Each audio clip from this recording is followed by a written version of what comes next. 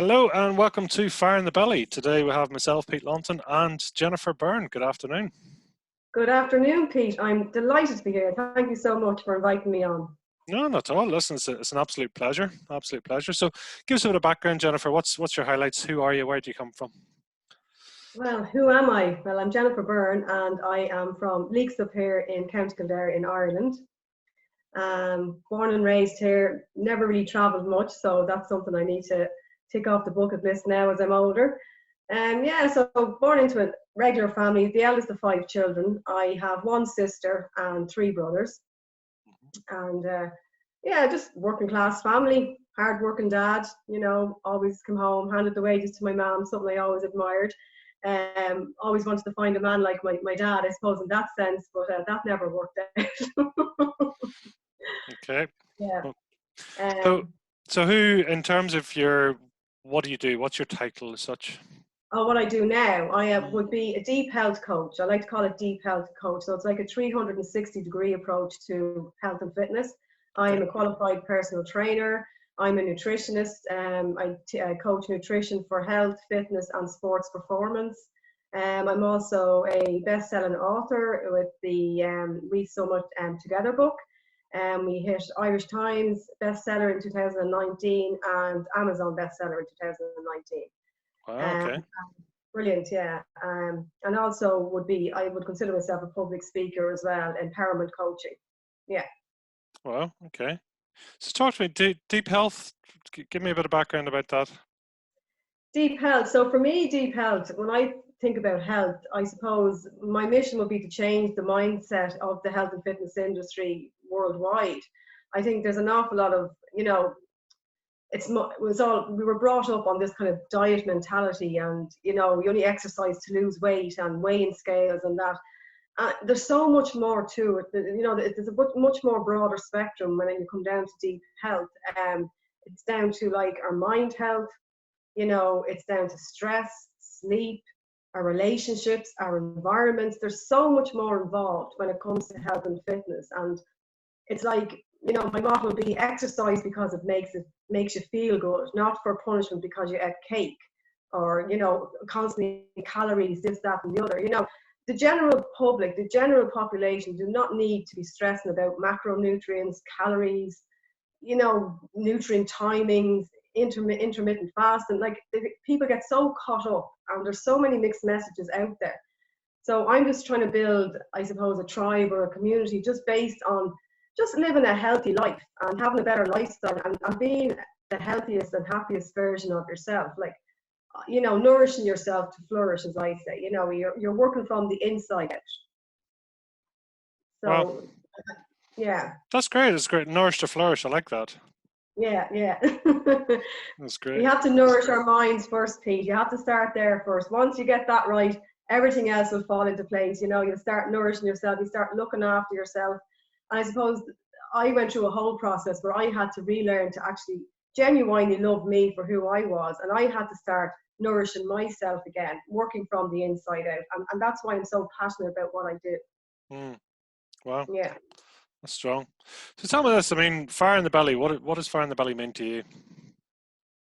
Fire in the belly, it's I suppose, like, for me, it's definitely passion. It's that thing, that get up, you want to get out there and change the world. You want to help as many people as you can. And I always said, if I could sell how I feel on certain days in a bottle, I'd be a millionaire by now, probably a billionaire.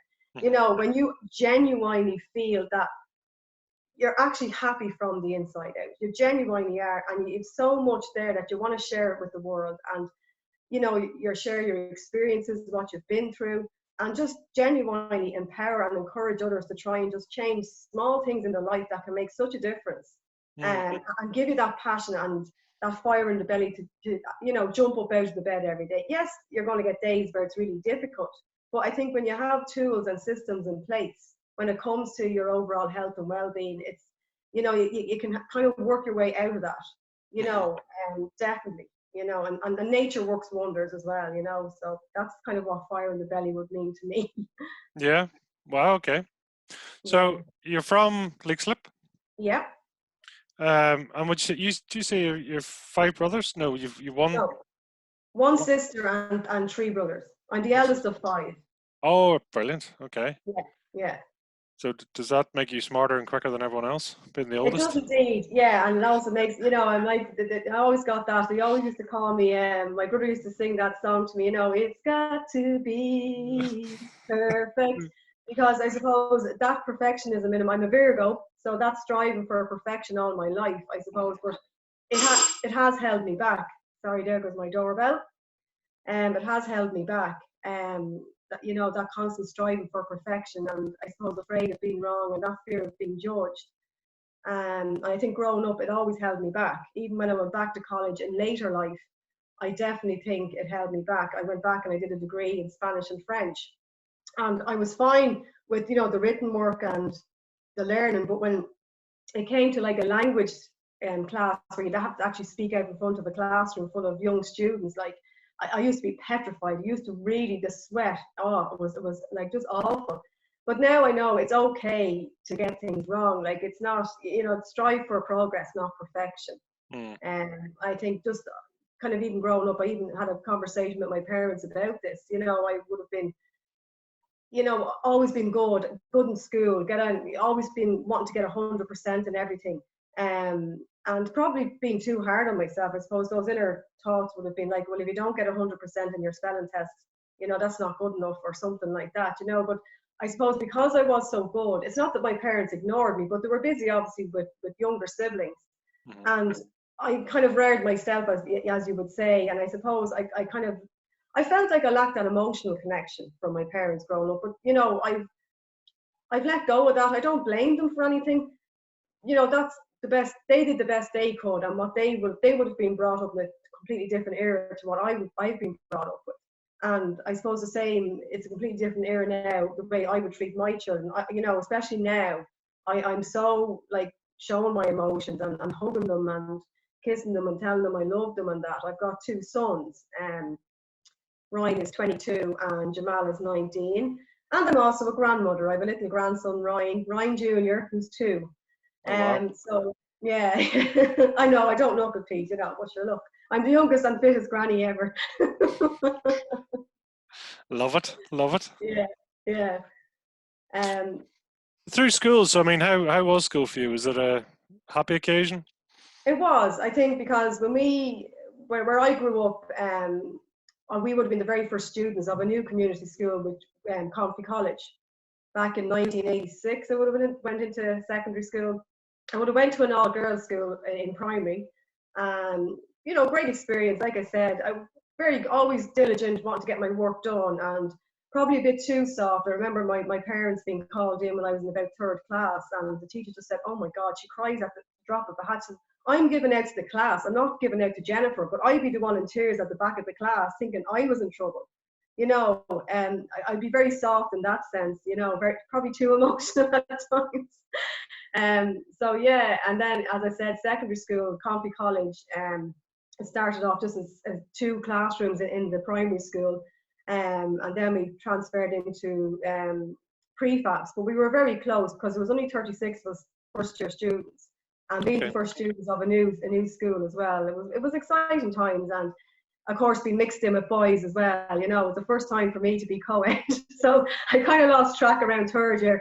Got more interested in boys and that, and gave up my love of Irish dancing. And my Irish dancing teacher would always, every time I meet her, she says, "You could have been on river dance." I would have won Leinster champion for slip jigs and things like that with Irish dancing.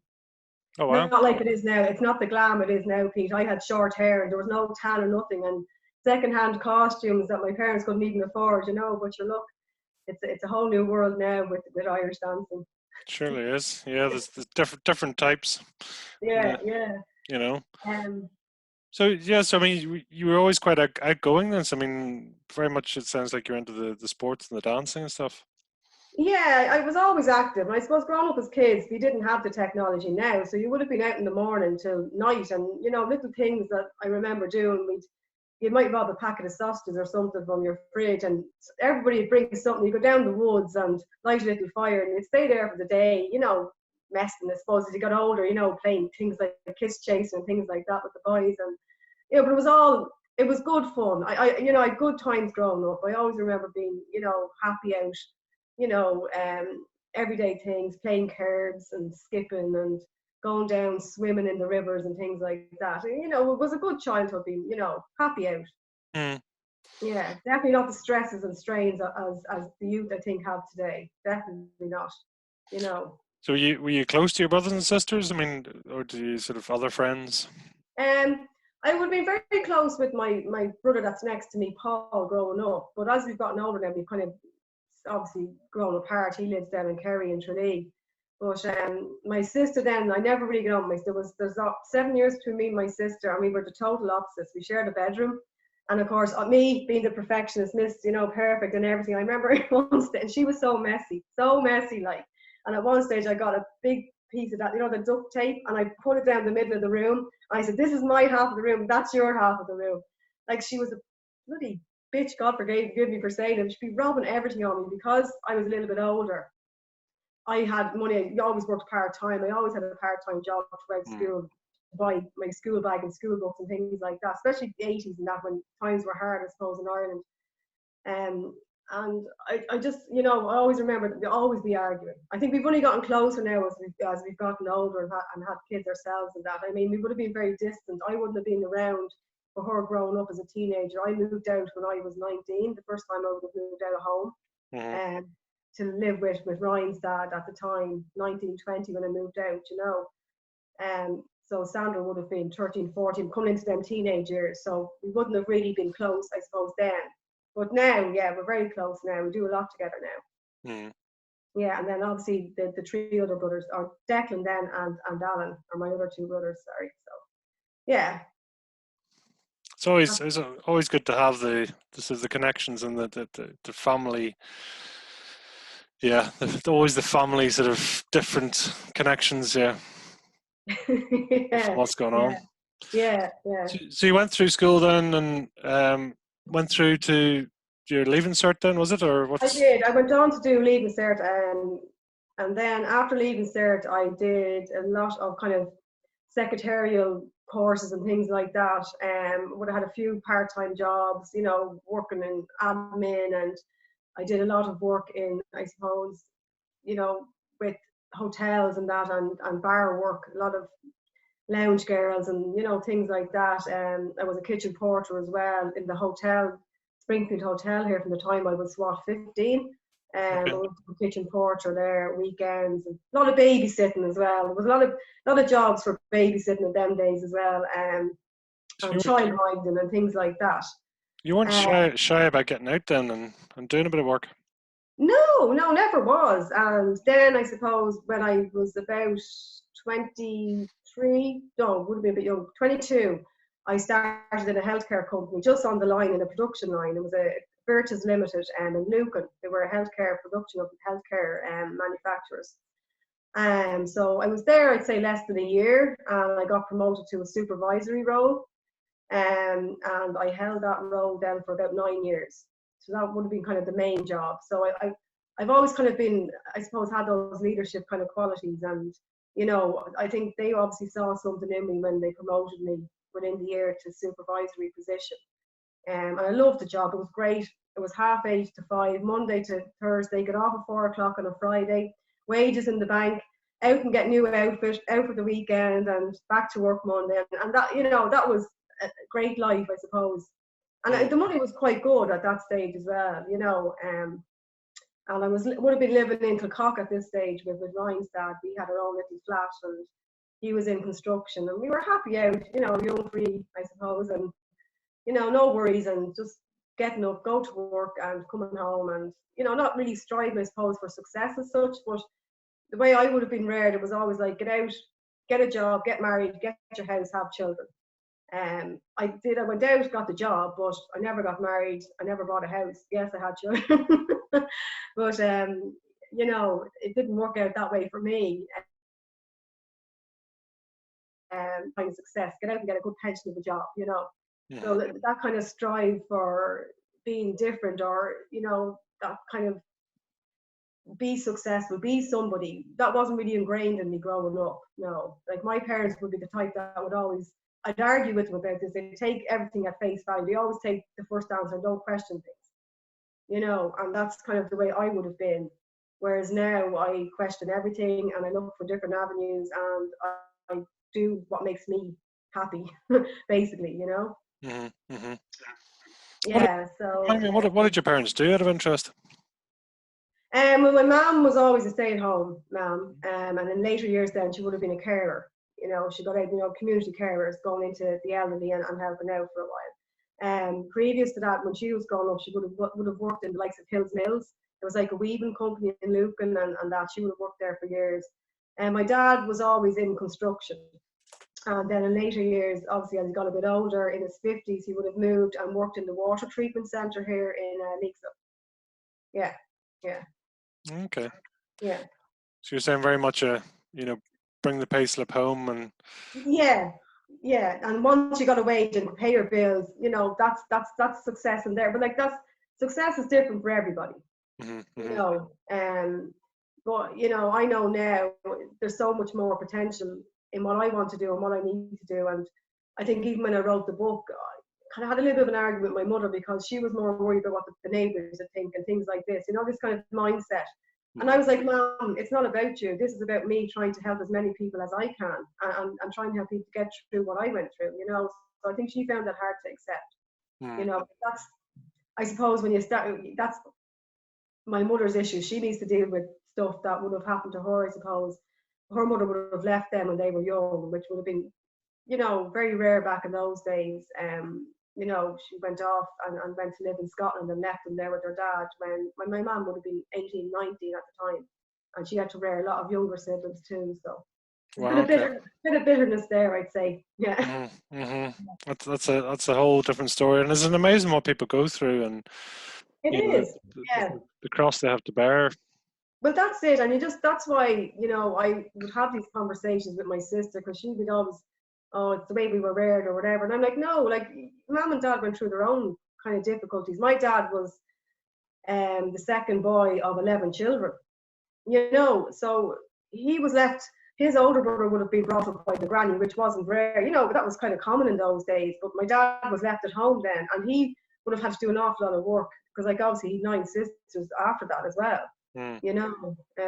So like these hardship stories, and I suppose I do get determination. I can see the determination in my dad. He cycles an awful lot now. He would have cycled like veteran cycles, done an awful lot of the Mara cycles up and down to the north and things like that. He's the most fittest man I know that's 70 years of age on a bike, you know. And he's all these lovely high class bikes worth 3,000 and 4,000, you know. So but he'd always push himself too hard and be very hard on himself. And I think I got those traits from him.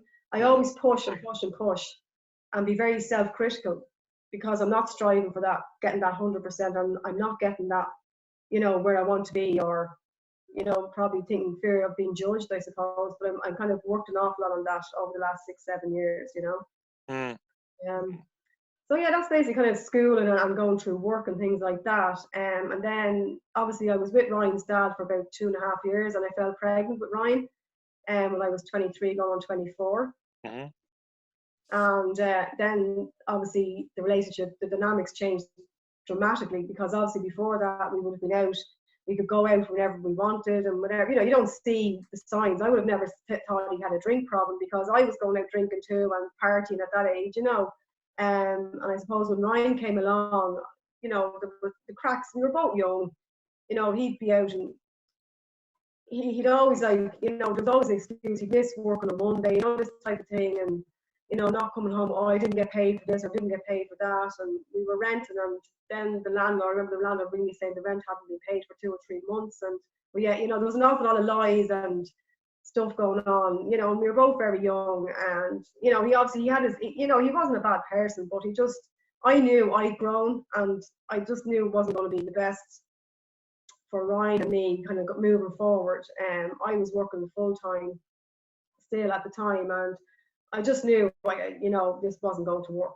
So Mm. we parted ways then, and he would have continued going down that kind of spiral of drinking and that, you know. So yeah, and then, you know, coming from that, I suppose then straight away, Jamal's dad came on the scene then and would have been working in our in the factory, and I would have been supervising him and that. So here comes somebody with all this charm and, you know, someone different, I suppose. And here was, you know, Jamal's dad is African, he's from Nigeria. And, you know, we get on really well, and, you know, enjoying the banter or whatever, you know, in work. And to go from extreme, I suppose, in my head, from somebody who I thought, you know, once with Ryan's dad, it would have been, we'd be out, but he didn't, I felt like he didn't really care what I was doing, as long as he was at the bar having his pints, having the crack, watching the football. Mm-hmm. You know, to come to this person, for me at the beginning, thinking, here's someone who gives me so much attention and brings me out for meals and wines and dines me, you know, and to go from that to this, I thought, wow, this is really good. This is what I want, somebody like that. But little did I know, it was the beginning of something that brought me for 12 years living a life of fear, I suppose, you know. Wow. Yeah. But that was kind of the start of it. So what age were you then when you met Jamal's dad? I would have been 25. Okay. It was very, very quick, very whirlwind romance, as I said, the wine and the dining, and I got pregnant within 5 months of meeting him. And I don't regret it, because I have a beautiful son, Jamal, and I had Jamal then when I was 26. Mm-hmm. But, you know, even then I knew, I suppose I didn't really know, but I was so vulnerable. As I wrote about it in the book, I was a single mother with a young child. So he would have seen me as bait, I suppose. It's the only way I can see it, because I didn't have the freedom a single girl would have, that could just walk away and get out of it. So he kind of had that control over me from the beginning, I suppose. Mm. And it just led into then a relationship of 12 years of, I won't say it was all bad, because it wasn't all bad. But it was an abusive relationship, both physically and mentally, for 12 years. Wow. With Jamal's dad, you know. So that's something I wrote about in the book. And I called my chapter Claiming Back Your Power, because I kind of talk about, you know, obviously the abuse, and then how I got myself out of that, and, you know, continue to kind of grow and claim back my power of my life, power and control of my body. I suppose after being controlled for so long, if that makes sense to you, it was me getting back my control. So really, I mean, from meeting Jamal around, what was it, 25 there, or Jamal's dad, sorry, around 25, then really from there up until 37, 37-ish. 36, yeah. You know, so through that period, you've this relationship going on, as you say, and there's good and bad and ugly going on at the same time. Yeah. You know, is it something, you know, so the mental and the physical abuse side, I mean, is that something, did it just come on slowly, or was it, what's your understanding No. or take on it now? Well, looking back now, Pete, I think it was always there. Okay. Well, I didn't see it. I didn't think about it in the beginning. I just didn't really see it. But reflecting on it, and especially through writing the book and through writing the chapter, I think it really made me realize the signs were there from the beginning. Mm-hmm. You know, definitely there from the beginning. You know, the simple things like if I didn't answer my phone, it would be like, well, you know, I get a big like, well, why didn't you answer your phone straight away to me? You know, when I ring, you have to answer straight away. You know, these just small little things like that, or Sure.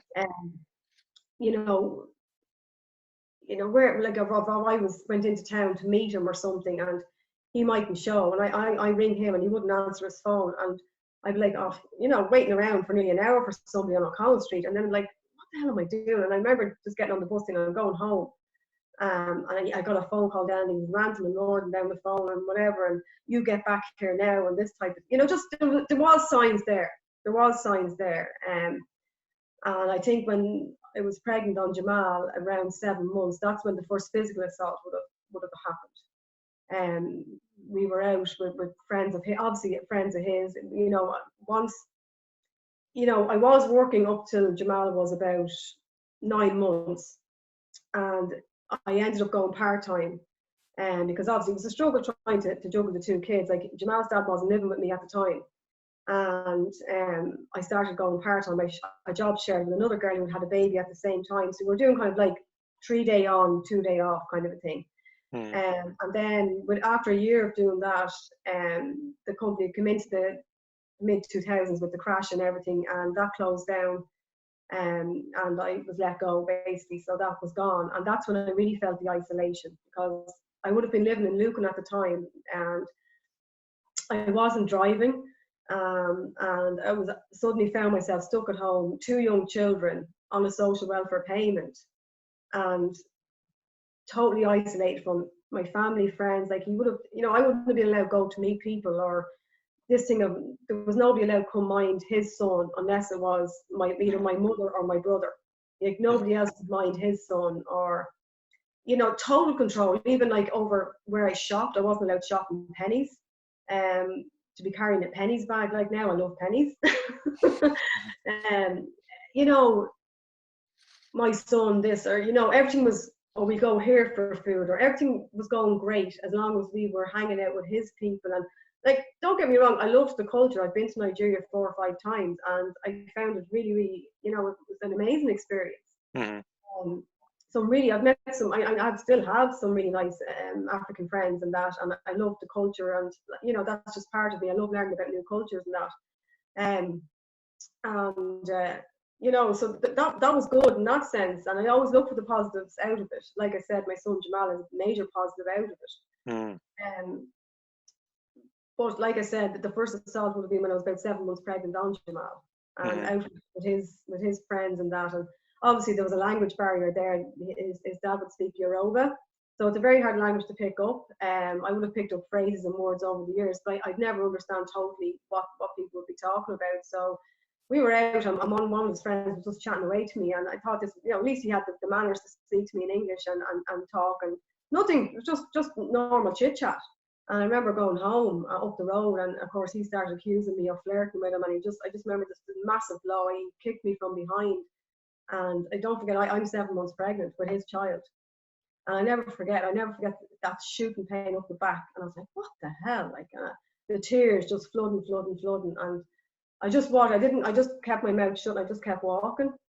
They come back then, and of course the apologies, and I was just stressed, and this, that, and the other, and whatever, and so that kind of the cycle of abuse started, because the next day then, the promises it'll never happen again, and brought me out shopping and bought me. I can't even remember what he bought me, but and brought me out for dinner and the usual, and that's kind of that cycle of abuse had started.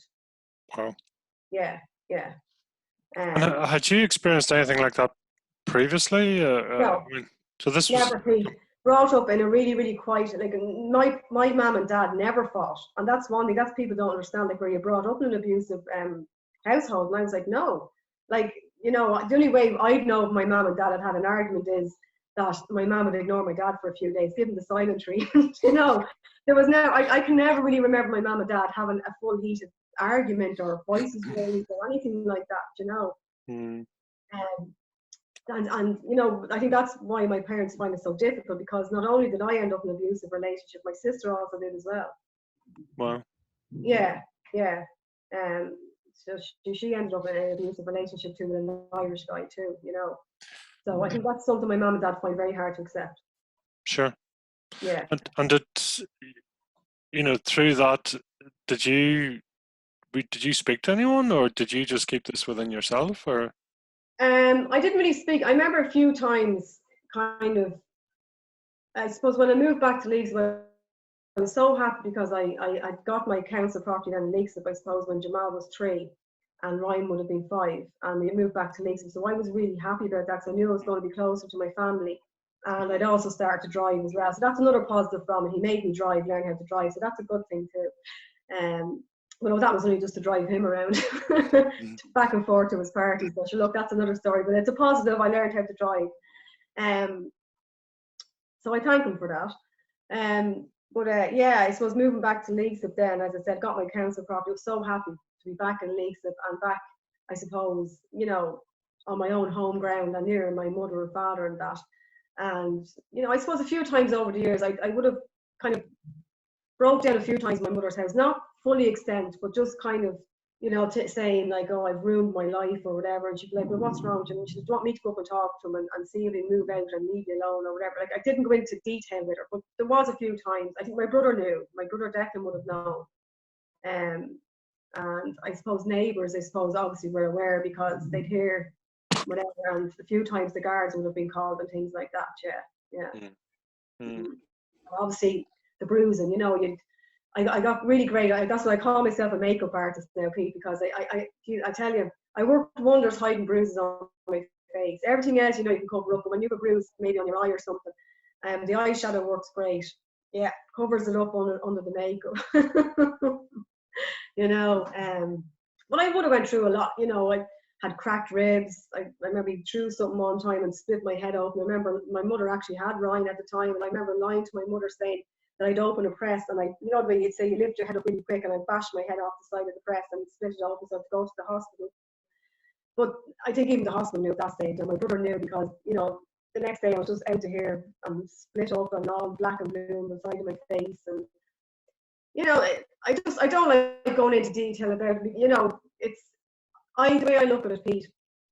My story to me is hard, but for other people, there's other people out, there's other women and men in abusive situations where, you know, they've been stabbed and even like murdered, you know, and I think that was one of my biggest fears. I knew I had to get out because of that, I think, because I didn't know how it was going to end.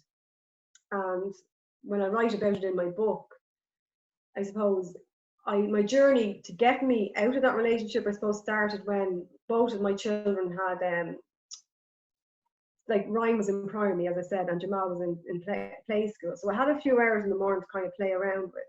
And I started going to a local fitness class here in our community centre in Lexa. And this was me gaining back some kind of little bit of, just something for me. Something where I wasn't a mother, I wasn't, you know, a victim of abuse. I was just Jennifer going to a gym class, and I loved the banter after with the women and having a cup of coffee, and you know, it was just brilliant. And that was just, I think that was my stepping stone. And I think when you hear the rest of my story, you realize I've done the full 360 because this is my starting point for me. And I ended up back in that community centre, like really 15 years later, with my own business, you know. So yeah, them classes, that was the starting point. And then within 2 years of going to them, a creche job became available in the community centre. And for a creche supervisor. So I said, now here's something I can apply to. And I was able to, was like called a CE scheme, a community employment scheme at the time. Okay. And so on top of my lone parents, I was allowed to earn another, I think it was something, it worked out really 1,000 a month, but times were really good back then, you know. So I would have been able to allow to earn the €1,000 a month on that. Now, that didn't go down too well. Now, at this stage, as I said, Jamal's dad had moved in. No, I wasn't invited. He just arrived at my doorstep one day with everything packed up, and he was just moving in. That was that. Like, there was no qualms about that, you know. And the same way I had to accept that he had a daughter 3 weeks older than my son, you know. That's another story. Wow, okay. Yeah. But I would have learned about her just 3 weeks before I had Jamal, went into labour with Jamal, yeah. But anyway, that's another story. That's almost enough to put you into labour, is it not? Well, it's amazing how, you know, how the mind works in the mind of an abuser. Like, how he got himself out of that situation was he claimed it was some mad girlfriend trying to just split us up, and, you know, she's just jealous because he chose me over her. And it's amazing what I believed, because he had twisted my mind so much. When I think back, like, I never questioned it. It was because I was so conditioned by the environment I was in. I was in way too deep that I just believed it. But obviously, in hindsight, I found out, no, it was the truth. She did have a daughter for him, you know. But anyway, yeah, so anyway, going back to now where I am in the creche job, and both kids are in school, and, you know, it was like, oh, well, you know, me getting a bit of independence, I suppose, for myself. He wasn't very happy about that. You know, if he had his way, I would have been tied to the kitchen sink, I suppose, another 3 or 4 children, and he would have had me exactly where he wanted me to be, you know. So this is another stepping stone of me gaining a little bit more control back for me, and a little bit more confidence. You know, I'm not saying I was flying it, but it was a stepping stone. So I started panicking a little bit, I suppose, when that job was coming to an end, because the scheme was a scheme, so it only lasted 2 years. But it was great. It was 2 years of, really enjoyed it, and it was great out talking to people and, minding the little kids and all. It was lovely. And, it was a bonus because I could bring my own children around as well. If there was days where they were off, the odd day off school, the boss didn't mind me bringing them in. The same on school holidays, I could get them into the summer camps and that were happening in the community centre. So I didn't really have to rely on them too much for minding them, that type of way. Yeah. So that all worked out really well.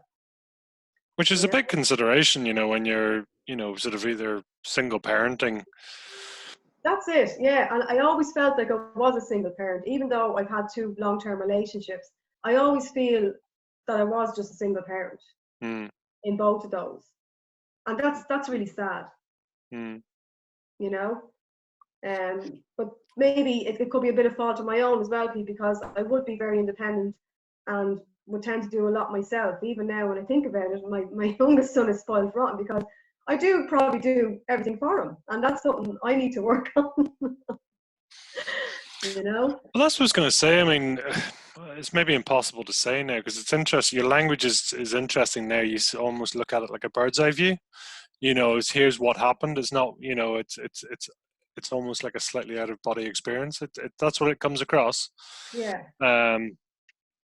But I'm curious to know, what way did that situation serve you? Do you know? I suppose it has taught me how strong and resilient I am as a person, and that I should always, no matter what challenges are thrown upon me, I've always worked a way around it. So a problem solver. It really showed me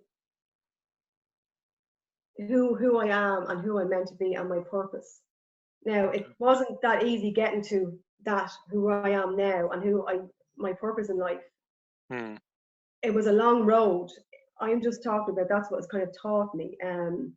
I suppose, obviously, after I finished the job, I'll just go on a bit there, and I would have went on to start an adult education course. So there's a local VTOS centre here for adult education, and I said, right, kids were, Ryan would have been what, 4th class, Jamal in 1st class or something like that. So I knew they were both going to be in school at 3 o'clock, so I could do this course. So I went up there and I did a business, BTEC Level 5 Business Award and I also found my love of languages again, so French and Spanish. So I would have been there for 3 years, and I would have got my business award, completed my leaving cert in both Spanish and French within the year, because I needed both of them to go on to further education. They'd always encouraged me to go on because they seen something in me. This is something I always look back on as well. Like, the job obviously seen something in me and promoted me. This college saw something in me and, kind of encouraged me to continue on to 3rd level education. So I thought in my head, yeah, a degree would be really good, because obviously on the CV, and I could finally have a career and finally be free of, the reliance on social welfare payments, and have a career and be something and be somebody, So it's like, yeah, this is brilliant. So I went on to Maynooth College and I did a degree for 3 years in Spanish and French, and I would have done anthropology in the first year as well. So that was a very interesting course.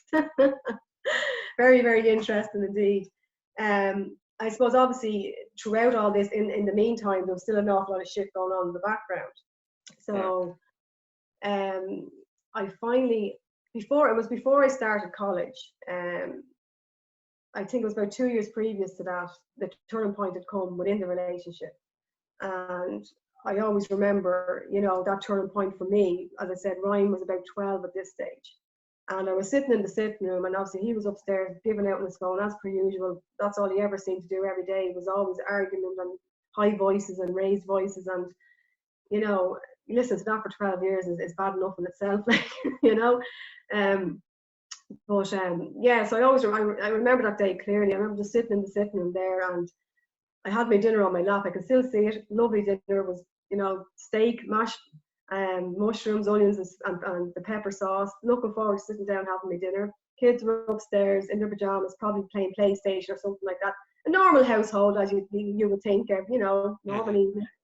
And I just remember him coming down the stairs, and I was like, oh, great, he's going out. Brilliant. I'll have a bit of peace and quiet. Because, he's just going to go out. And, he just would come and go as he pleased. And he'd go off to Nigeria for 5 or 6 weeks and whatever. That's why I said I always felt like a single parent. So I was like, brilliant, he's going out. But I just knew there was something was going to happen.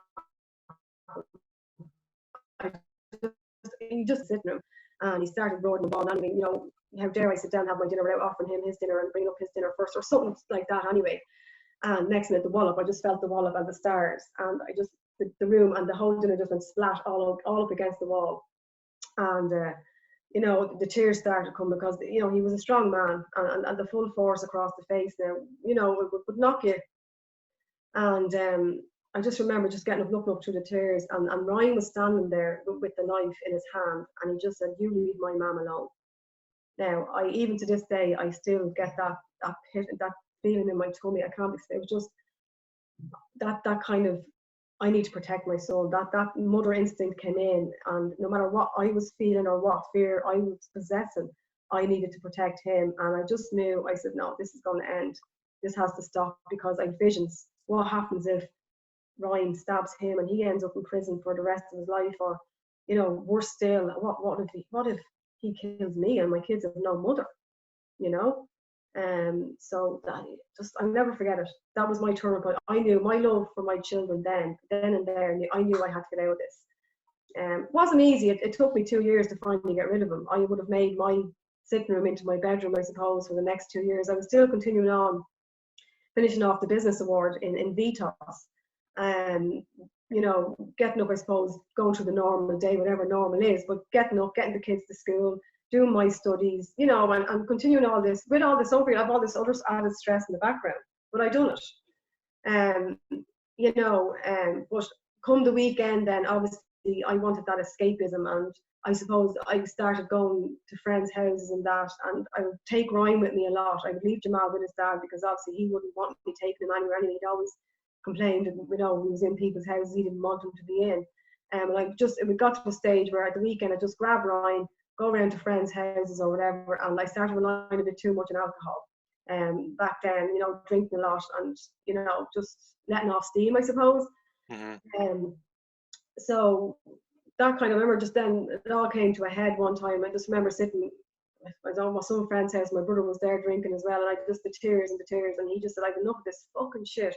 And he was going to Australia, I think the following week. It was a going away party somebody was having for him, and he just came up the following day and changed my locks in the door. And he says, now he won't get back in. And that was the start of, the end of him, but it was the start of a new journey again. Obviously there's a lot more involved there. There was guards, everything. It wasn't just that easy that he just got up and left. It took me 2 years to actually get him out of the house when I told him I wanted to finish with him. So I had 2 years in between the studying in the VTOS course, living in the sitting room, rearing the kids, trying to get him out of the house. But I had threats, like the usual. He was going to take Jamal to Africa. I'd never see him again.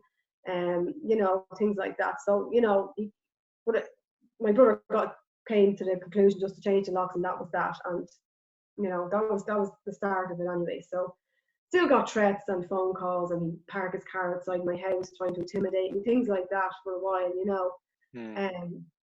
So that was that. And then the next stage would have been starting my new college. So I got into my new college. But obviously when you're in a relationship for that long and you've been controlled for so long, my first reaction was to go out. Every weekend was like, I'm going out. I can do what I like. And, this sense of freedom. And I would have started going out every weekend, then going back to house parties. I started using recreational drugs, would have been going back snorting cocaine, weekends, then back to the norm every week, going to college, getting the kids. But I was in a spiral of self-destruct mode. Spiral of self-destruct. I hadn't given myself time to even, I suppose, evaluate the situation where I was. That was just my first reaction, was just to get out. I never forget, you know, that night when I finally locked the doors and changed the lock. The first thing I did the next day was go fly over to Penny's and buy new bed covers, new duvets, new pillows. I don't know what it was. I just wanted everything fresh on my bed, and it was the best night's sleep I had in 12 years. You know, it was just like, oh my God, like this is brilliant. But you know, I suppose what happened then for about 18 months, I kind of was in self-destruct mode, as I said, hanging around with younger people. I got in with a younger guy, 12 years the difference, I suppose. And I wouldn't have called it a relationship, but we were sleeping together, and he had his own addiction problems with cocaine. But I thought this was all brilliant, you know, and whatever, because I hadn't really lived for 10 to 12 years being totally controlled. So here was me going mad, and you know, but the whole focus, you know, trying to fix everybody else. I was trying to fix this guy who had problems. I was trying to fix my friend who would be a recovering alcoholic. I was trying to fix all these people outside of me, but I hadn't fixed myself. I hadn't paid attention to what was going on right under my nose with my eldest son. He was, you know, at that one of very, you know, 14, 15, 16, those stages of his life. And here was his mother going out partying and bringing back people, whatever, this young guy to the house that had a problem with drugs and whatever. Look, that's another whole interview in itself, you know. That's a whole new book in itself. But you know, I remember I knew I was becoming somebody I didn't want to be. I was angry at myself. I was angry at the world, angry at life, you know. And that cycle of self-abuse, I think it's harder to actually come out of than any abusive relationship. You know, I spiraled into self-abuse. You know, the abuse of self, it's soul destroying. And I think, you know, as I said, when I hit about 40, I remember just crying, just sliding down my wall in my bedroom, and the tears just flowed and flowed and flowed and flowed and flowed. I was an emotional wreck. You know, I was physically, mentally just wrecked. Still going to college in the background. Was thinking about dropping out in second year, but I didn't. And I really needed to start paying attention. My relationship with my eldest son was chaotic at the time. I was having guards calling the door for him. Ryan would have got involved. He started smoking weed about the age of 12, I suppose. And it kind of spiraled a bit out of control. Started dealing a little bit, got in trouble. You know, I was in there with the children's courts, all going through college, going through my own shit. You know, and a lot to deal with, an awful lot to deal with. But I wasn't dealing with me. And that was a major, major issue. And I think, you know, I had to get Ryan locked up at 16 for his own self kind of protection. But I had started, I suppose, about 6 months previous to that, a friend gave me this book, Daily Affirmations, Healing Yourself from the Inside Out. So I knew something had to change. I knew this life wasn't for you, Jennifer. You were not meant to be like this. You've so much more to give. You've so much potential. This is not you. You're going to college. You graduate. I actually graduated with a 2-1 degree at 41, and double honor degree in Spanish and French. And I knew, I said, this is not you. You know, definitely not you. So I just knew something had to change. So step by step, started working on myself, daily affirmations.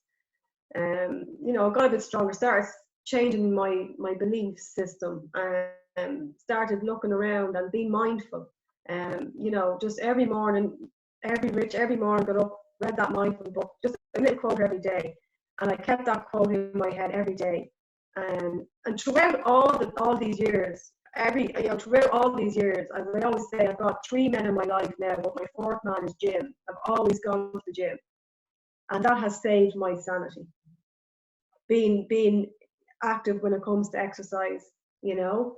I had started weightlifting as well at this stage as well. Really found my love of weights and resistance training. I felt strong, and that was a great way of building me up and building my confidence as well.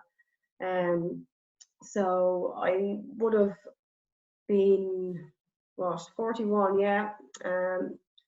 Got Ryan, suppose, but we were in a course with Ryan, and at 16 he wasn't sticking to his probation, whatever. So with me and the detective, we got him locked up for 6 weeks over to Wheatfield for 6 to 9 weeks.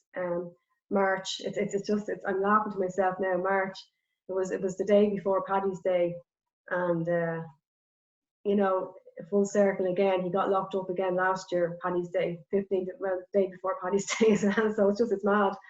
But yeah, so that would have been then, and I think I got a bit of counselling then throughout that while Ryan was in prison. I got a bit of mentoring from Michaela, the mentoring service for parents with young juveniles in prison. So that was brilliant. That was great. You know, helped me an awful lot on how to deal with Ryan, work on building my relationship back with Ryan. And, you know, like, I look back now, I did blame myself for a long time for Ryan. You know, he's been through a lot for his young age and saw a lot and witnessed a lot that he shouldn't have. And I would have blamed myself an awful lot for that. But at the end of the day, I was doing the best I could, you know, and you know, I accept that now. And you know, he tells me he loves me now, and that's for me, that's the best thing ever, to hear him tell me he loves me, you know.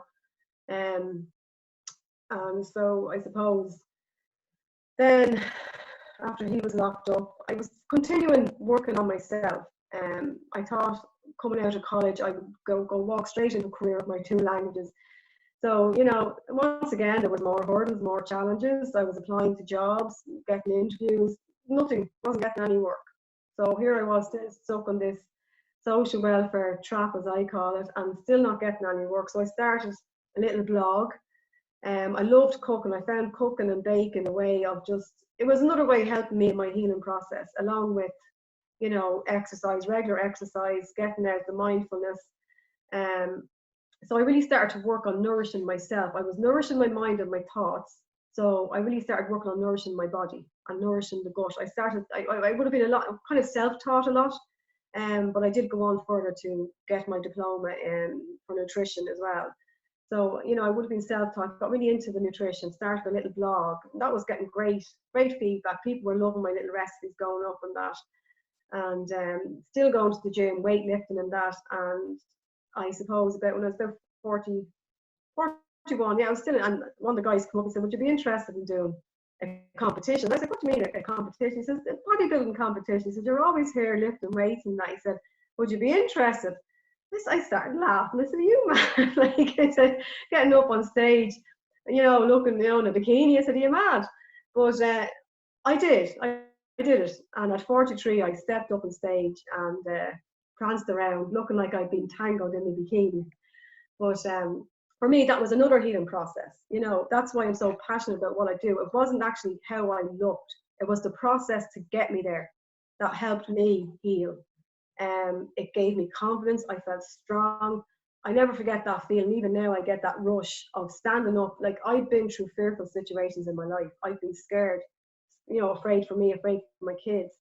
But this was a fear, but it was a positive fear. And I used it. And I remember just going out on that stage and saying, just don't fall, just don't fall. Hadn't a clue what I was doing. Posing was horrendous. My dance routine was horrendous, but I didn't care. I just remember standing there, and there's one pose in particular, and I just love it because that was my moment. That was me, where I felt like I was this phoenix rising from the fire. This is the fire in the belly now. Mm-hmm. You know, standing there, I was like, going, this is 2 fingers up to the world now. And look at me now. I felt empowered as a woman. I felt strong from the inside out. You know, I just felt so strong and empowered. That would have been at 43. You know, so I'm still on a journey. I'm still healing myself.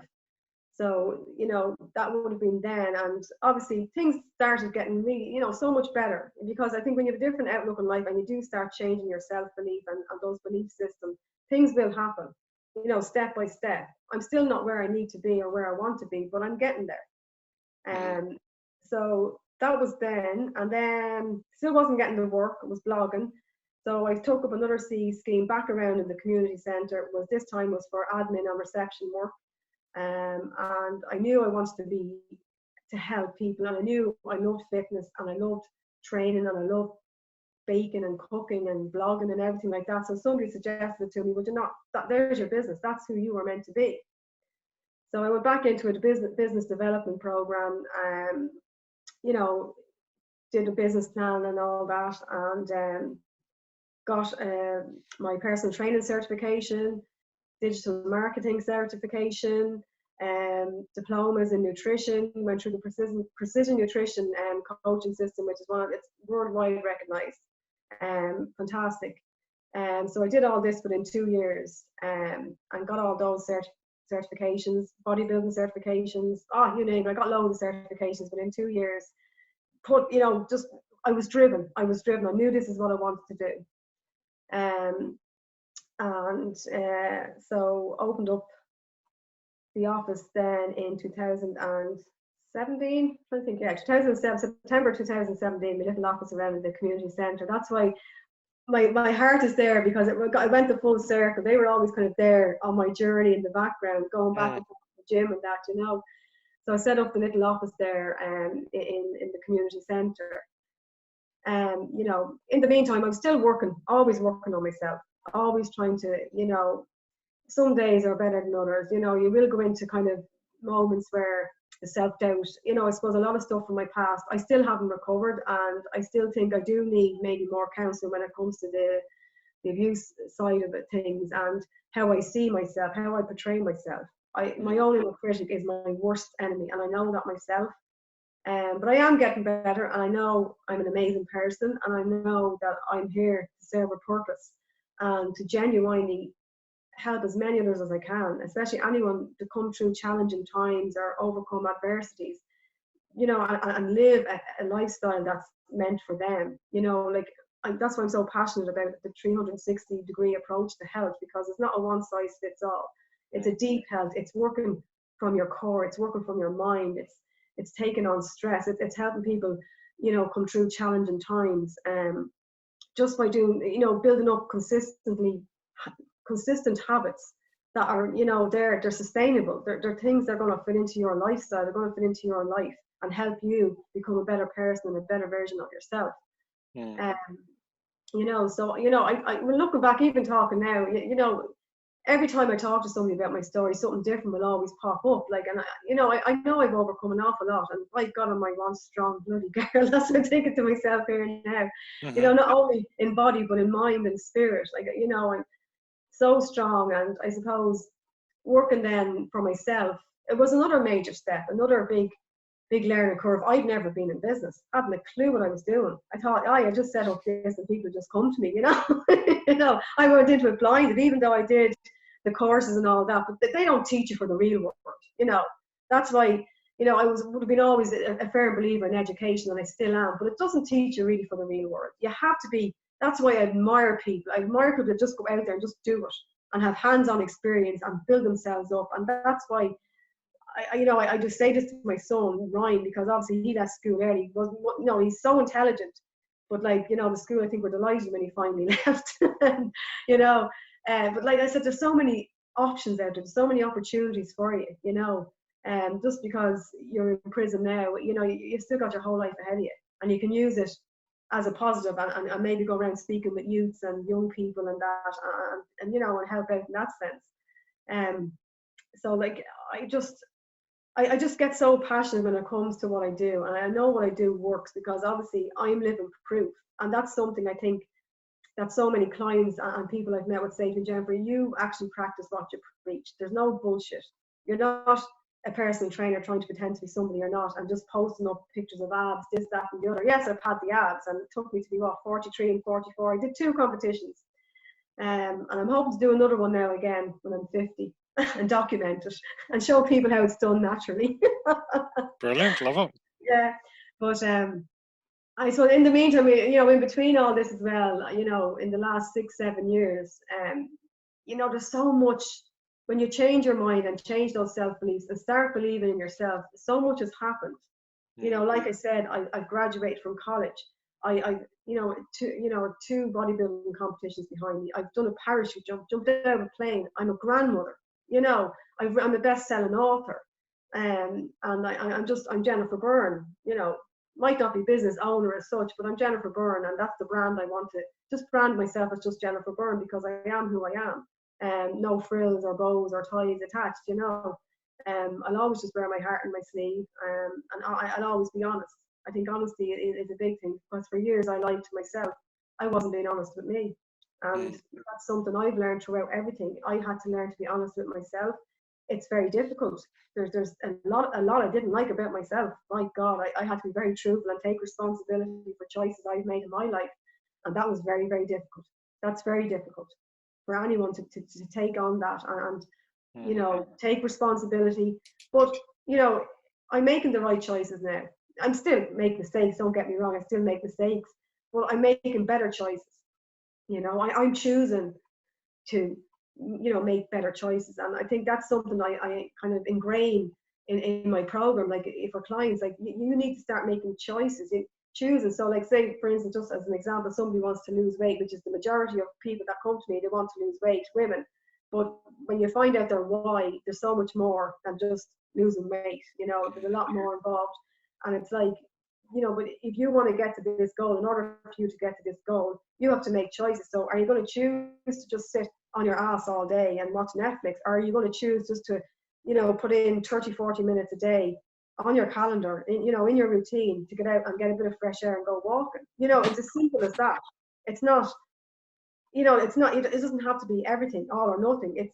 It's building stuff into your lifestyle that you know you can sustain for the rest of your life and live a healthier, happier life and make better choices and be able to, you know, overcome challenging times because you've built yourself up from the inside out, if that makes sense, you know. Absolutely, yeah. Yeah. So that's kind of why I'm so passionate about the program, and I know it does work. You know, but like I said, then, you know, there's still challenging times. My eldest son, Ryan, now is in prison, you know, and he's away from his little son, and that's down to choices he made in his life, you know. But I'm hoping he will choose different paths to go down. And I mean, I believe in him. He's my son, and I love him dearly. I probably get a bit emotional now because it's been tough because I think I haven't seen him since October. I haven't visited him, and now with the virus and things like that, I've no chance of going even to see him. So then, you know, you always think, oh Jesus, what happens down there? And you get it, and I haven't actually seen him or ever haven't hugged him since October, you know. But that's, you know, I know how to deal with that. I don't let myself get engulfed by our environments. For years, I was clouded by environments, you know. But I choose now. I choose even simple little steps like your social media. I choose what I want to see on my newsfeed. I choose what I want to watch on TV. I choose who I want to spend my time with. I value my time now. My time is valuable. My time is precious. So I choose who I'm going to share my time with. You know, you're going to go through life. You're going to meet people. I'm not going to be everyone's cup of tea. They're not always going to be my cup of tea. That's fine. But I make conscious decisions every day. It can be draining. It can be very hard at times because obviously you've got family and loved ones there that can be so negative Nellies, you know. And I just kind of make my excuses and I say, oh look, I have this call, I've got to go. Or, you know, my mom and dad, I kind of let a lot just go over my head. I kind of switch off. I know it sounds horrible, but you know, you've got negative Nellies, and it's just being aware of your environment. That's, you know, that's one thing I can always say. Just be really aware of your environment and be mindful about what you're soaking in, what that sponge, what that mind is taking in. You know, just always be very aware of that. And I think when you're in tune with that and in line with your own core and your own beliefs, you know, you'll flourish and you'll become the best person that you can for you. Firstly, for yourself, you know, as I said, it took me a long time to actually learn to love me, love Jennifer for all her warts and whatever bruises and all her mistakes. I've made some really bad choices in my life, a lot of bad choices, you know. Um, I certainly wasn't nourishing my body. I was abusing my body with drugs, alcohol, whatever. And I'm so grateful today that I had the strength to realize that I was doing that and being honest with myself and being responsible for that, that I didn't go down the route of being a full-blown addict, thank God, because I had that strength and resilience in my, there was something in me, as that's who my core is, that's who my being is, that I was able to stop it and get out of it. Yes, I enjoy a few drinks now, don't get me wrong, but it's great that I don't have to go out and rely. It got to a stage where I couldn't go out the weekend. It was always drinking cocaine as well. It was never just drink, you know. I never paid for the cocaine. I go, that's going to sound terrible. I suppose that's where the young guy came in, because it was paid in favours. I think, I know I'm laughing about it now, but yeah, I was clever in that. So I also had a bit of a business head on me, you know. Yeah, so I suppose a full circle now.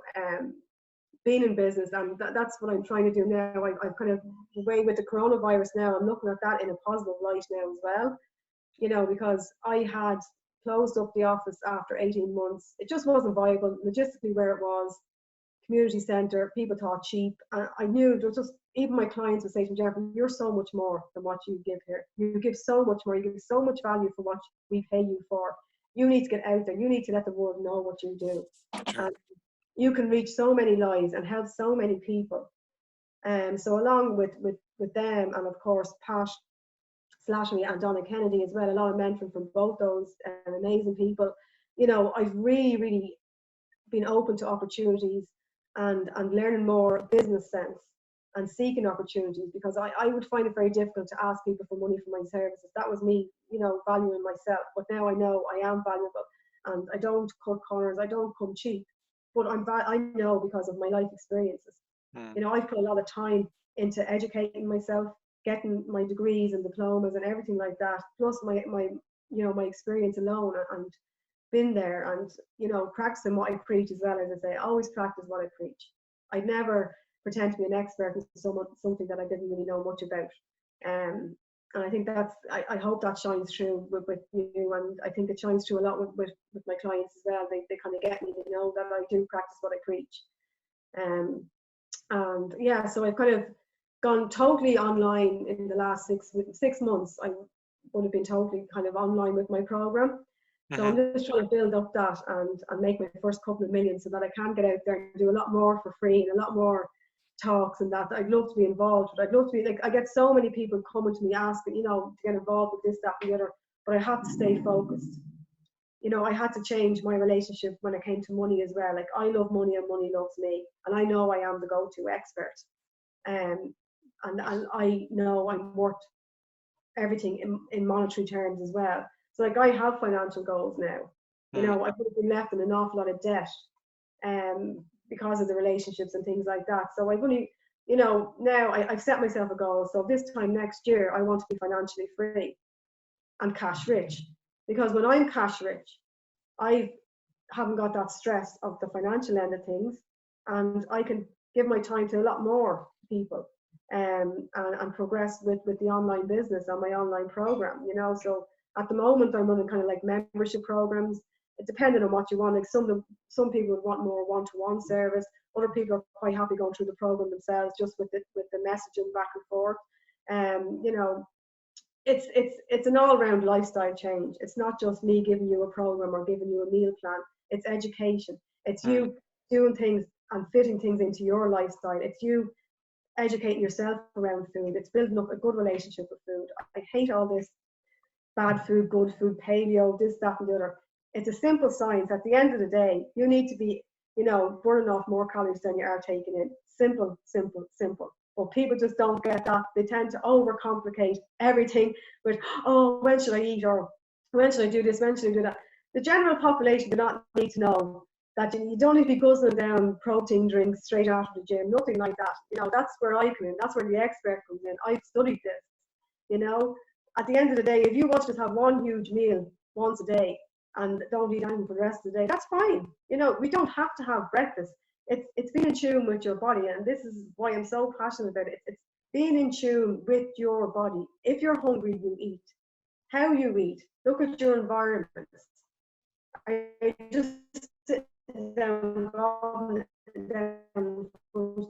TV. Yes, we're all guilty of it. Sit at the table. You sit, eat your dinner, take a mouthful, put down your utensils, chew it. You know, everything can change just by being mindful and bringing that into everything that you do every day. You know, so like I said, fitness is not a one size fits all, and that's my mission, is to get out there and change the mindset of, you know, the constant stepping on scales, like, especially as women just don't understand the concept. Like, this thing of going on the scales with all these slimming groups and everything, they're brilliant for a community aspect and a community feel. I get that, and that's amazing. But when it comes to actually what they're meant to be doing, as in weight, and that, there's so many clients that I've had, they've yo-yo dieted, they lose so much weight, then they put it all back on again because it's been restricted. You don't need to restrict anything. You know, I believe in moderation. I know how to work things. Like I've had a glass of wine with both my dinners Friday and Saturday night. I eat cake. You know, I don't go out killing myself because I've ate a cake or I've ate a bar of chocolate. You know, and it's trying to change people's mindsets around that and building up good relationships with food and just really being in tune with their own bodies and eat when you're hungry. And you know, sometimes, you know, you kind of think, tune in with yourself, or why do I feel like maybe it's emotional eating? I would work a lot with people who would maybe emotional eat as well. That's part of the progress, the program as well. Like the program can last, depending on the client, can last from 3 months up to a year. Now, I fully recommend a year-long program because I think it's invaluable for the amount that you pay for it. Your health is so important, I think. It's really, really important. You can't put a price on it. And I think people are really realising it now with what's happening in the world. And God, I'm probably blabbing on too much here now, Pete, am I? No, you're grand. No, I listen. I love the passion. I really do. You know, and I was just curious there. You know, not nourishing to flourishing. You know, and even taking it as a year-long process. I mean, that sounds a very sustainable and sensible approach. Well, that's what it is, Pete. It's not a 6-week, you know, fat blast. You know, I'm not disrespecting anybody in the industry who does these type of things, but they just don't work. And people are being fooled. The general population are being fooled by these things. Yes, I could go on a 12-week restrictive diet plan if I wanted to do a bodybuilding competition again, because I know how to do it. I know how to do it properly. I know how to reverse diet. It's not affecting me in any way, shape, or form because I would still be mindful. I still get outdoors. I'm not pounding the streets. You don't need to be 24/7 in the gym. A lot of people have a bad relationship with exercise and food. You know, they get obsessed with it, and there's a lot of obsession in the industry at the minute. You know, about having to look a certain way and that. Having a six-pack and abs is not as sustainable. That does not mean you're healthy. It's not sustainable. You know, you get young girls losing their periods, for example. You know, it's not sustainable. I've done it, yes, but I knew how to go back to now what I call maintenance. I'm on maintenance. So I'm just doing my everyday thing. I'm not killing myself. And by God, am I eating food? I eat loads of food. I love food, you know, and it's trying to get clients to understand that concept. You know, most people, like especially women, would come to me, okay, I want to lose weight and get toned. Right. That's 99% of the population, okay? What does that mean to you? Why do you want to lose weight? Why do you want to tone up? You know, and when you dig deeper and deeper and deeper, that's what this program does. People start realizing what their why is. Is it because you want to be healthier? Is it because you want to be able to run around with your grandkids and get fitter and you want to be able to run around with your grandkids? Is it because, you know, you've always felt judged from the outside and, you know, but when you start learning to love you from the inside out and working, like this program, that's why it's called Deep Health, because it's not just the exercise and the food, it's everything else. And it really gets you to reflect on yourself, you know. It's a fantastic program. I think everyone should do it. Everyone, no matter what it is, whether you want to use it for health, fitness, business, whatever. It's just bringing in everything. It's getting you to start looking at yourself, looking at your stress, recovery, your sleep, everything. Your whole 360 degrees. That's, you know, well-being. So yeah, that's why it's just getting that message out to people and trying to change the mindset, as I said, from the diet and exercise only to lose weight and that. There's so much more involved in it. Well, why do you think it is? You I know, mean, hopefully, you know, why do you find people actually are, you know, they're searching for this? You say they sort of tone down, drop the weight, tone down, all the rest, you know, but what do you find is the real reason? a lot of it is there's deeper issues there. Now, I'm not a counsellor. I don't claim to be a counsellor or anything like that, but there is an awful lot of deeper issues there. You know, you could have somebody maybe who never felt good enough, never felt confident. Like, you know, just for example, I have a lot. I would deal with a lot of clients maybe who would suffer a little bit of anxiety and stress. And just for instance, I one lady who went through my program with me. this is when I was in the office as well, so I would have been able to deal with her on a personal level as well, as in the training end of it. But like, here was a lady that was so fearful of going even to the gym or even going out on the gym floor with me, by her side. And like, I look at her now, after, you know, so it's a year and a half now. I know I've closed my end of things, but she's actually joined the gym and become a member. Like, and for me to see that, it's amazing. Her whole mindset has changed. She's changed her circle of friends. She realized the people she was kind of hanging out with and listening to, they weren't good for her. It was all negativity, you know. I just think, especially like a lot of women, you know, around 40, get into their 40s, we have a lot of what I would see as the time for the wine o'clock, you know, this thing of opening the bottle of wine o'clock. Nothing against having a glass of wine with your dinner. Lovely, it's nice to relax in that. But when that bottle starts to become one bottle, two bottles a night, you know, there's a progression. You know, the whole weekend is out. You know, maybe your kids have grown up, so there's more free time, and they're out and they're just going to the pub every weekend.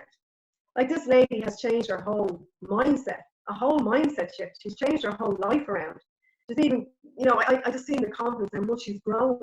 She's even done a tough mother there just lately, like recently done a tough mother. It's like a Helen back. And now with what's happening in the coronavirus now, she always wanted to change her job. She didn't like where she was working. So now she's like, Jennifer, look, I'm getting my CVs done and all. This is going to be brilliant. I'm going to do what I always wanted to do. And just to see the growth in someone as a coach, that's just, it's heartwarming. And I'm full of gratitude when I see clients. You know, I don't even like calling them clients because, you know, to me, they're like my little family. That's why I'm so wanting to get out there, I suppose, online and build that community, build that tribal feeling, so that I can be the best coach I can be that positive leader that I know I can be, and encourage and empower as many others as I can around the globe, like, you know. So that's why I really would love to build my name, Jennifer Byrne, and that brand, and, you know, in with the likes of our own little group with Pat Slattery and that, the mastermind, and that, you know, hopefully in the next couple of months is to have my own online academy as well. That's the way I'd love to go, and train younger coaches coming up, you know, like, because I find a lot of personal trainers that are coming straight out of college, they're young and they're eager and that, but it's all this beast mode or go hard or go home, and they don't really know how to deal with the everyday population. You know, they're all kind of clouded by this bodybuilding and competing end of things, you know. A lot of them are kind of clouded by that. But there is a shift. I see it. And it's fantastic to see it. You know, I've spoken to so many who would have been in that bodybuilding mindset, chicken, broccoli, rice, pounding, and to see them change and become a better version of themselves and better coaches for their clients as well. It's just amazing. You know, so with all my experience, that, you know, that idea of having an online academy, I think would be fantastic, not just for people in the fitness world, but for anyone who wants to learn or educate themselves around nutrition, or, you know, I don't know what way it's going to go just yet, but I've so many ideas. You know, there's so many different streams of revenue I could have, like whether it be, you know, obviously something I'd love to work with down the line is working with women and men in abusive situations, because I've been through it myself, you know. But that's, as Pat would say, Jennifer, slow down, focus on one thing at a time. You know, so I tend to kind of have so many ideas, and I know I have so many income revenues there that I could work on, but it's focusing on the one thing and getting that done, and trying to build up my kind of membership, you know, to make it more accessible and more affordable for everyone, is to build up the program into a membership kind of thing. Because obviously when I was working with it in the office and in person, you know, it's expensive. No, it's not, it's expensive to me, but, you know, your health, as I said, is not a cheap thing. Yeah, you know, I think it's invaluable when you have your health, you know. But obviously, just to make it more accessible to people around the world, and obviously a bit more affordable, kind of build it into a membership kind of thing, you know, where, depending on what people wanted, if people wanted one-to-one coaching online with me, that's fine as well, but obviously you pay the higher price. But just trying to make it something that, you know, make it more easy for people to, and valuable, because I think everyone should go through a program like this. It's amazing, you know. It does make it. I mean, it makes a huge difference. You know, Yeah. just curious. Is there anyone that stands out, or any sort of heroes or significant people in your life that stand out through different stages, maybe? Well, I'm going to be very, what do I say? No, I'm going to say, I think I'm my own hero, first and foremost. Lovely. I'm my own hero, I think, because I don't give myself enough credit for what I've come through. And it's only when I talk to the likes of you or people and I start talking about it again, I realize how much shit I've come through and how much I've achieved so far. And age is nothing. There are no limits. Age is nothing. Like I'll be 47 in September, and I still have so much more to give to this world and so much more to give to life, and I have so much more to do. And I'm going to grab each and every day. And that's why I'm so grateful for each and every day. I'm so grateful that I can get out into the fresh air. And, I've so much more to give in life. The first half of my life mightn't have been great, but by God, I think the next 50 years, 60 years are going to be absolutely fantastic. So yeah, I consider myself my own hero. And I think we have to be our own cheerleader, Pete. We have to start ourselves and be our own cheerleader each and every day, because I think once you're quite content and happy and peaceful and with yourself, you can give so much more to the world. Like, as I said, I would have went through stages where I was very resentful, very angry with everything. But the main thing, I was angry with myself. I was so angry with myself, so upset with myself, the way I'd let, myself be abused and then continue to abuse myself. So I think it's so important, so important to really, truly, and 100% just love yourself first. Because when you have that love and passion, you can it just emanates. You're walking around and you can give so much more to people when you're full of that love for yourself first. And then obviously other heroes. My dad would be a hero. My grandmother's 91 as well. That's my dad's mom. She's just an amazing lady. Talking with her, having tough times, and 11 children. It wasn't easy. I really look up to her. I think she's an amazing woman now. She's unfortunately in a home now, but like still has her marbles and has only kind of become immobile the last kind of 6-7 months. But up until that, she's an amazing lady. Really, really wonderful lady. That makes her a great grandmother. Yes. Glad I got that one right. Yeah. Wow, that's impressive. Yeah, a beautiful photograph of her and the baby when he was born. So that's something we'll always treasure. Wow. Yeah. It's so special to have, but it's, so, what would you highlight as your core values then now? Core values. First and foremost, honesty. Be honest with yourself. I can't stress enough how important that is, because when you're lying to yourself, it's soul destroying, absolutely soul destroying. It's destroyed me for years, not being honest with me and being. Why would you do that? Sorry? Why would somebody do that, not be honest with themselves? They don't want to face the truth. They're fearful of the truth. Okay. They don't want to accept. They don't want to take responsibility for choices they're making. Constantly making excuses, being in that victim mode. I don't like being called a victim of domestic violence. I'm not a victim. I'm not a survivor. I don't like all these words attached to it. I was just honest with myself. I took responsibility to change my life. I took the responsibility to make changes. I stopped making excuses. I don't like labels. The same with food. I don't like labels. I don't like labeling things. No. So that's my top core value is definitely honesty. And I was curious, something that you were saying, obviously, about the abuse, that you let the abuse happen.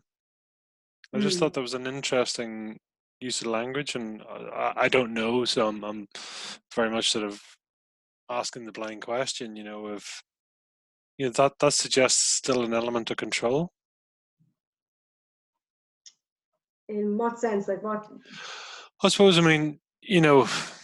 things are going on, and I suppose looking at it from the outside point of view, obviously it's a reoccurring event that's gone on. So I suppose, yeah, there has been a level of acceptance there. Is that fair? Yeah, there's Yeah, acceptance until it gets bad enough, essentially. that's it. Yeah, I accepted it. I suppose I believe this is all I'm worth. It was my self-worth. Okay. This is, I deserve this. I mustn't be a good person. It was all those negative thoughts about me, you know, how I saw myself, how I portrayed myself, and that continued. Like, I had these visions of myself. Oh, you're just a single mother, two kids, two different dads, one black, one white, social welfare, living in a council estate, typical. But these were only what I thought. That's not how the world portrayed me. This is how I portrayed myself, because I'd listened to it for years from him. I was a nobody, only a stupid Irish fool who's going to want you, you know. So that's that was a lot of work had to be done there. A lot of work, and listen to an awful lot of books, audibles, and the Chimp Paradox. That's a brilliant book. Yeah, Stephen Peters. yeah. I listened to that. I'd say 2 or 3 times.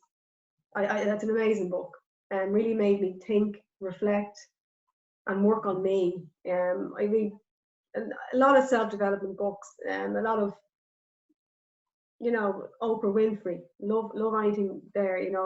Wisdom Sunday, some Wisdom of Sundays. Is it? I can't even think of the name of it now. Mm. Brilliant book. Chicken Soup for the Soul. But these are choices. I choose to read these type of books for me, because it's what works for me. It's what brings out the best in me. It might not bring out the best in other people, but these work for me.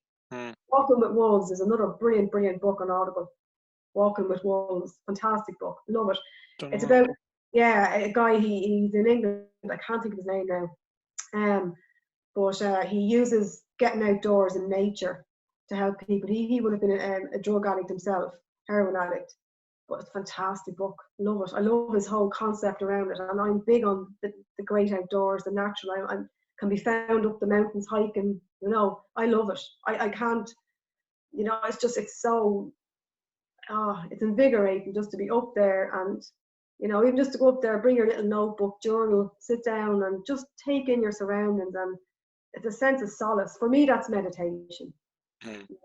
That's my form of meditation, getting out in nature, sitting, being still, being quiet, focusing on my breath,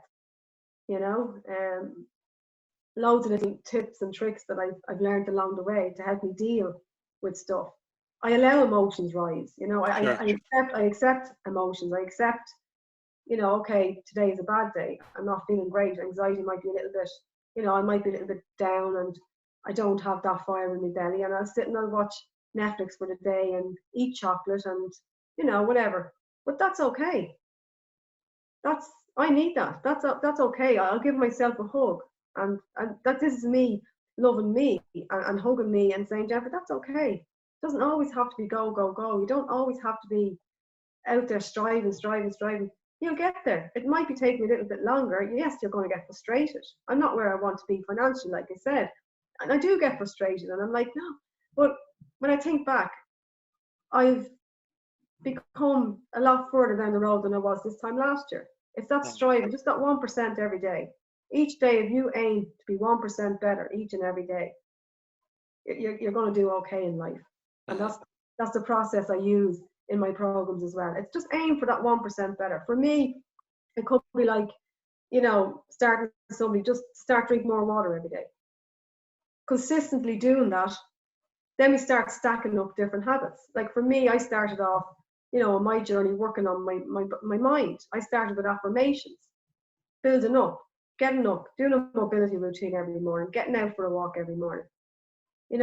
Consistently. It doesn't have to be 365 days of the year, but I know consistently, if I train 2-3 days a week, for the rest of my life, that's fantastic. And there's weeks where I don't train. That's okay too. Mm. I'm not going to get fat because I didn't train. And that's just it's educating people around that. It's having good relationships with everything in your life, everything, yourself, your environment, having good relationships with people around you, good relationship with when it comes to like for me, training, eating. For other people, it might, different relationships for everyone. But the program, I think, can work for anyone, no matter what way you put it. Yes, it is geared towards health, fitness, but you can deal with from someone, and I say the general public, right up to somebody that needs it for sports performance. They're the ones that need. That's what I would call them level 3 clients. They need to be able to know about maybe nutrient time and making sure they're getting enough macros in for recovery and that, and they need to stress about them types of things, not the everyday person, But yeah, so that's kind of where I would be on that.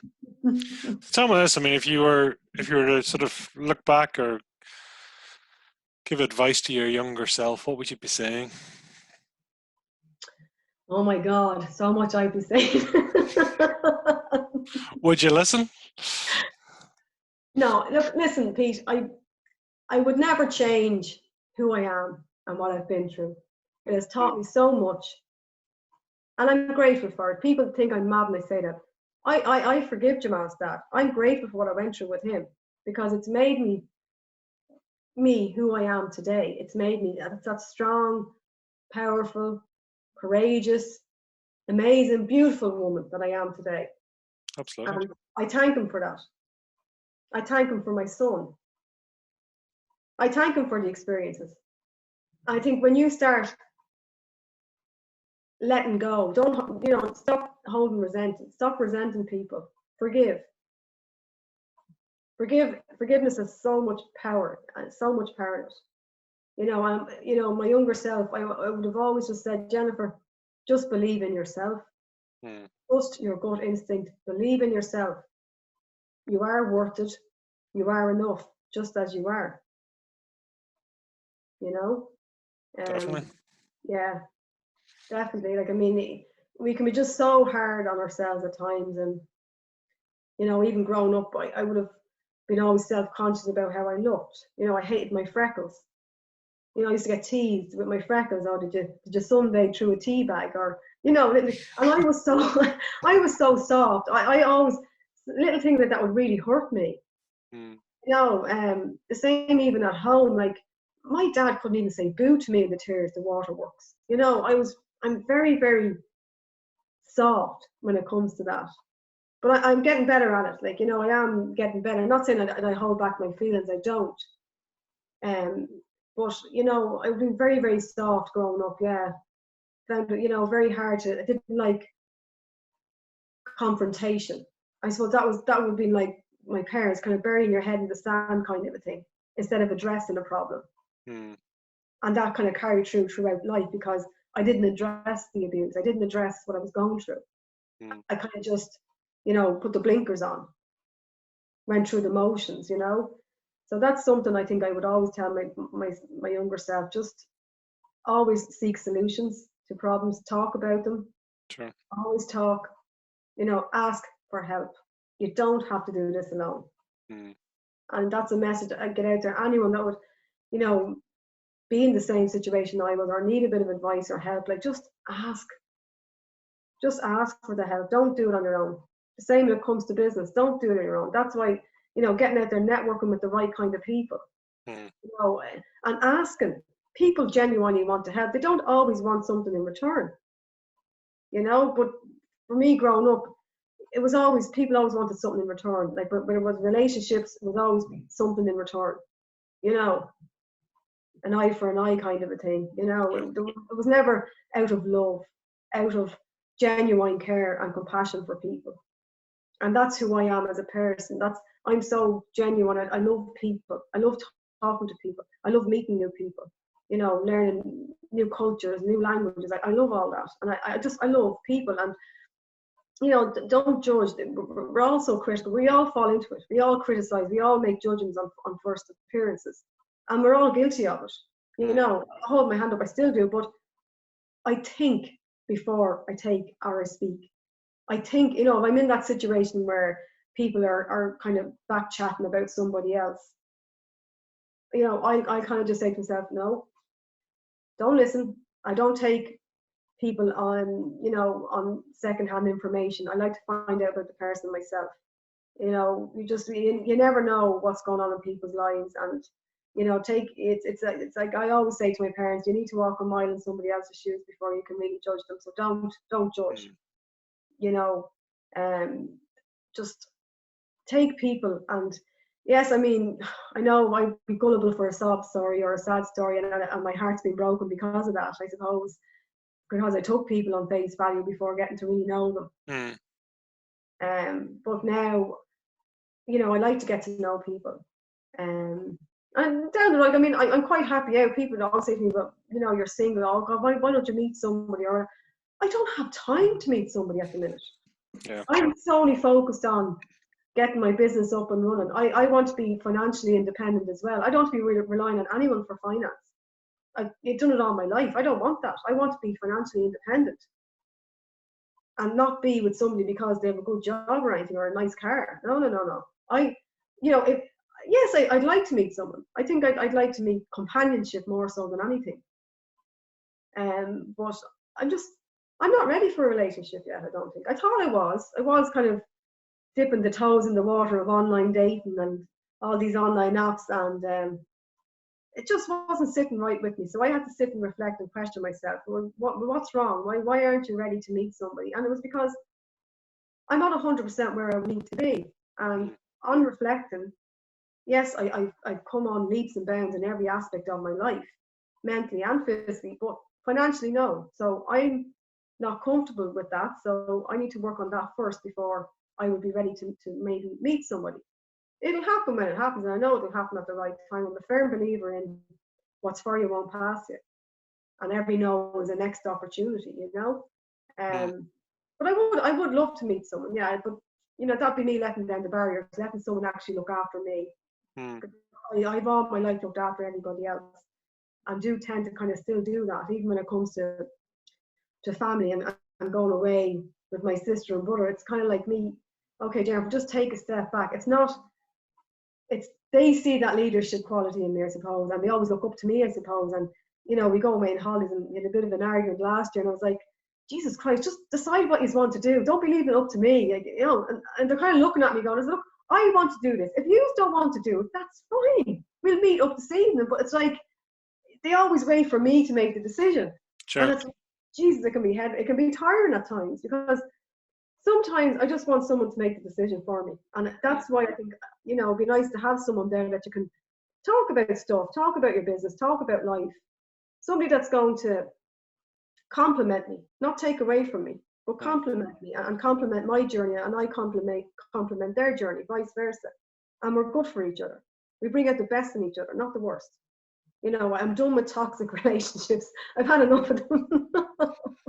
You know, I'm done with them. You know? Makes sense. Yeah, Makes sense. yeah. So tell me this. We're going coming round for dinner. What are you cooking? What am I cooking today? Well, Pete, today I'm having some steak, nice bit of steak. And I'm also going to have some sweet potato and kale mash, and some broccoli with onions and mushrooms and pepper sauce. Wow, sounds lovely.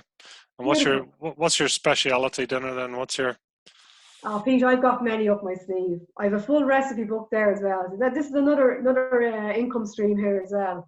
I love simple everyday foods and teaching people how to cook simple everyday foods. And that's I'm actually going to be presenting on in another mastermind group with Lisa, lovely Lisa from Yoga Soul, on Friday. And I'm going to be doing kind of some tips for, you know, nutrition made easy, but nutrition on a budget as well, especially now with the way the world has gone. I think people are going to be really kind of watching the pennies and that as well. Unfortunately, because so many people have been kind of, they're out of work and that. So, if you know, a simple little thing, simple nutritious food, because I think we have to be wary about how food is marketed as well. Like all these healthy foods and everything, I'm like, oh no, and people are spending a fortune on them. You know, you don't need to spend a fortune on supplementation or anything like that. You can get everything from a well-balanced diet. Like, I mean, there's like, today is a bit more of an expensive dinner, let's accept it. Like the lean steak was €4 in Aldi for 2 pieces of steak, one for me, one for my son. The sweet potatoes, I think, were 79 cents for the bag. Kale was what, 90 cents for the bag. You're talking about probably still less than €6 for 2 dinners. But you know, that sweet potato mash will do me a further 2 days for myself. and Mm. add something else to it. You know, I'm a firm believer in, you know, I suppose it's easy for me now because it's only me and my son. You know, a family of four, you know, but still, it's still, you could build a Yeah. beautiful meal there for a fiver. Yeah. But you have your, you know, from my point of view, like, you know, you have your balanced diet, you have your carbohydrates, you have your protein, and you have your fats. You have all your vitamin and minerals from all the food, all the kind of lovely colours and vegetables. As I just say to people, my diet is not a diet, it's about adding to your diet. And they kind of look at me, what do you mean? I said, yeah, add food to your diet. Huh? Don't take it. I said, no, add food. So like it's about adding everything, like to a simple thing like a yogurt. Add some berries, add some seeds, add. Volume is more. Slow down your eating. You're going to feel fuller for longer. Add. You're getting all this nutrition, all these nutrients into your body just by adding things. Bags of spinach. Spinach is great. I throw spinach into everything. Spinach goes into spaghetti bolognese, goes into my scrambled eggs. Add some mushrooms, sun-dried tomatoes into your scrambled egg. Bit of cottage cheese on your bread. There you go. Proteins, fats, carbohydrates. You know, simple everyday food. Mm. It doesn't have to be complicated. That's where I come in. I simplify the process for you. Eating foods that you like to eat. Like, you mightn't like one thing. That's fine. We will work around it. You know, eating food you like, still having your glass of wine or your glass of beer, you know, still having nice things. You're not restricting yourself. Why restrict yourself? You only live once. Yeah. Why live in misery? Why starve yourself? The food is just, there's so much food out there. I just love food. I get so excited when it comes to food. And seasoning and spices are life. Like, you know, there's nothing worse than getting a plate of food that's bland. Like, people would recommend restaurants and all this to me. I'm like, sake, I don't know what they're all, you know, raving about that for. I'd make better at home. Mm-hmm. Because I'm real, add spices, add seasonings, you know, a simple, you know, leftover sprouts, say, for instance. I love having leftover sprouts. Not everyone likes sprouts. I love sprouts. So, you know, get a bit of chorizo, get it fired up in the pan, get all those lovely oils out, throw in your sprouts, a few leftover potatoes, a bit of leftover chicken into the pan, you know, fry it all up. Smoked paprika and Cajun spices are life, lads. Add them to your food and it's a game changer. You know, I'm a one pan meal because I suppose because I'm only cooking me for myself and then my son. But like, you know, I love me one pan dinners and me one pot dinners. You know, the same with families. You know, the one pot dinners I think are brilliant. You know, you can make a base, you can pack it in, you can double up. You know, freeze some portions for those busier days. You know, things like grating in your courgettes and carrots for kids that are a bit fussy with their veg. Grate them in. They'll never even know they're there. It's brilliant. You know. I love that, like health by stealth. You know, it's like, yeah. So, Yeah. Like, if what they don't know won't hurt them, you know. oh god, You yeah. know, you can hide stuff. It's brilliant because like Jamal would have been the worst eater ever. I don't know where he got him from because me and Ryan love food. Like, and Jamal would have been very fussy. Jamal always wanted pig, mashed potato, and gravy. Like pig was pork or bacon or something like that. You know, growing up as a child, but now he's, you know, even I suppose the last 2 years, he doesn't train in the gym. He does a lot of kind of body weight exercises here in the house.